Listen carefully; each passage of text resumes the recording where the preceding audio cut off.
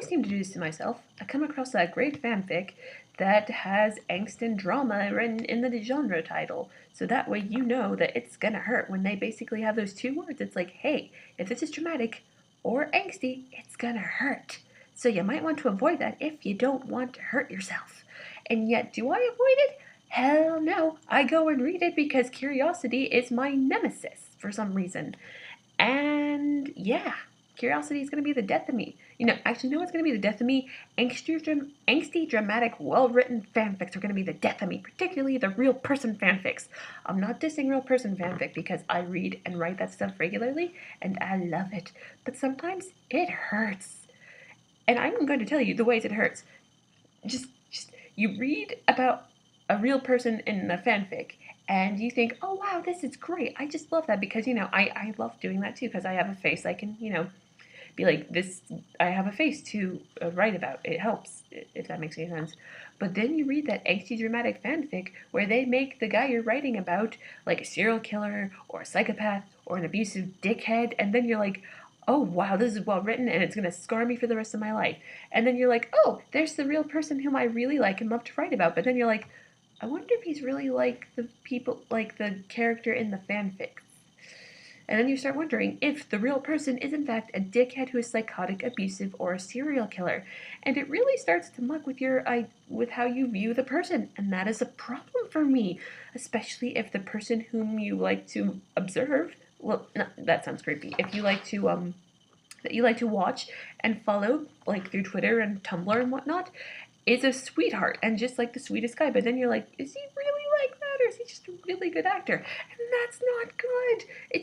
It messes with your head like it does me because it always does that to me. And that's the problem with angsty dramatic fanfics. It's like, I never, like, I read great fluffy fics and I'm like, oh, that's so sweet. But I never question if the guy in real life is really like that. I'm always like, what if he's a serial killer? What if he's abusive? What if he's a dick? And what if he's just a really good actor who's trying to act like he is a really nice guy when in reality he's quite the opposite? And that's a problem. It just, all the time. All the time. This is the problem with real person fanfiction. And I'm not dissing real person fanfiction or saying we shouldn't do it. Like, I'm going to keep writing real person fanfiction until my hands go, or at least until I can't, like, form cohesive sentences. But, it's a problem. It's kind of like it's just a nice little complaint to make if you're in the fandom, of real person fanfiction. But just, God, I always do this. I find that great fic, and it's like, oh, it's about a troubled marriage. And I'm like, because seriously, troubled marriage fics really bother me because they really bother me. I'm not gonna say trigger because it's not a trigger. It makes me kind of like, oh, I should avoid that. And yet I still go and read it. And I'm like, oh, because it really I don't like that sort of stories. I mean, I've read some great stories about troubled marriages that in the end turn out well because the writer's just freaking fantastic and it's just great. But I don't like that because it makes me really sad. I guess that's the point of it's angsty or dramatic. But seriously, I have I don't know what to call it, but just when it comes to marriage troubles, it really just rings true to me in the sense that I want to avoid them because I have seen some marriages fall apart myself. Not me personally, but I've seen that happen. And I guess it kind of just really irks me or just bothers me, so I try and avoid them. And yet I see these and I'm like, ooh, I can't help it. It's like curiosity is just saying, do it. But I'm like, no, don't do it, don't do it, don't do it. Oh, why did you do that? And then when you finish the fic and something really, really bad has happened, you're just like, oh, my heart. Oh, it just always.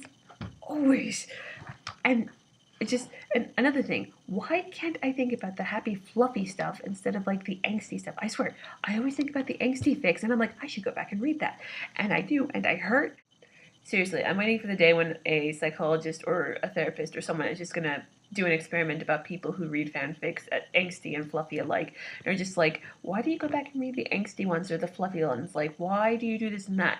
And maybe they can figure out something and explain it to me. It's like, you are a masochist, and this is why you go back and read these fanfics that are just going to hurt you all the time. And basically make you sit in a corner and cry and beg for some booze. Or not beg. Just This is why I'm going to be sitting in a corner one day, just drinking beer and being like, what is my life? Because I am addicted to fan fiction and I don't think I'm ever going to get out of it. No. So yeah, I think, here endeth the rant. Fan fiction, I love you, but you are a cruel mistress. Especially real person fanfic. Well, I'm gonna go probably read some more fanfic and make myself hurt some more. So yeah, I'll see you all later. Bye.